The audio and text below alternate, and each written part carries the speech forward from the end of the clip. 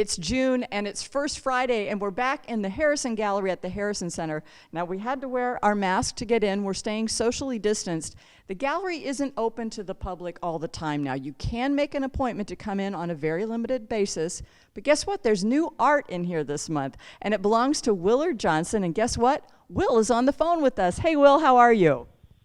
I'm good. How are you? We are well, and we're enjoying your art. It's called When Strangers Meet, and your parents were Christian missionaries, so you literally traveled around the world with them. You spent a lot of time in the Middle East and a lot of time in places all around the world, so I know that travel's very important to you, and not just seeing things, but learning about the people and the customs and the traditions. How have you taken all of that and put it together to showcase your art? Yeah, for me, coming in contact with different people from all different places and different cultures has had a huge impact on my art. Specifically in this show, I've kind of reached back to some of my earliest visual memories from Egypt, for instance, with some of the bird paintings. Those are kind of motifs that make their way into different Egyptian tapestries. And so I've been thinking a lot about kind of my own visual roots and some of the imagery that has really stuck with me over the years, and have been sourcing that material in my latest work. And a lot of it has been about my own past and kind of identity, and a lot about memory too. And you use collage very well, and one of the main pieces in the show, this big focal point, is a piece called The Tide. And you told me this took you over 3 years to make, and not just because it's big, but because the color, the size, the shapes, even the weight of this is very important when it comes to bringing together all of the influences that you wanted to share in this creation. Tell us a little bit more about The Tide.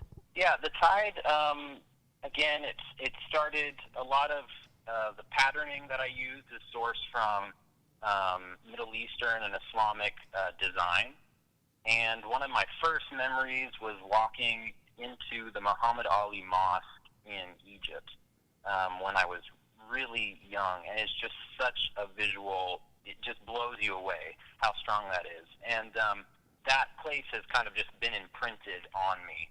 And so as I remember that place and really experience it vicariously through current events and the news, when I started this piece, I was really paying attention to what was happening in Syria and the refugee experience, and some of that kind of found its way into the materials that I was using.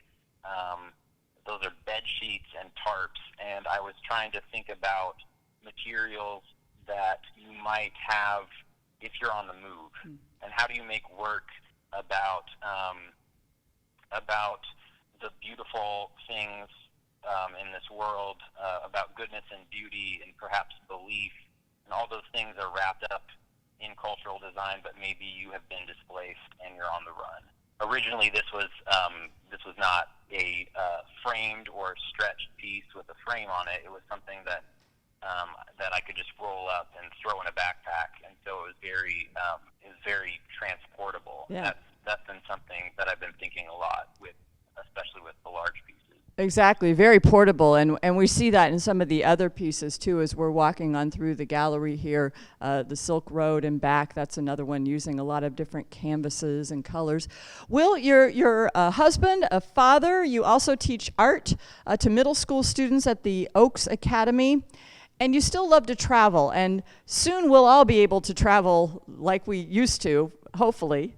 And I'm wondering if you have some advice that you share with your students, and that you could also share with all of us, that the next time we do travel and we do take pictures of things that we see, that we don't just rely on a selfie, that we actually dig a little deeper to learn a little bit more about what's behind that image. Why is that so important for all of us to do? Yeah, I think, and when I think of the title of the show, When Strangers Meet, for me, it's really important.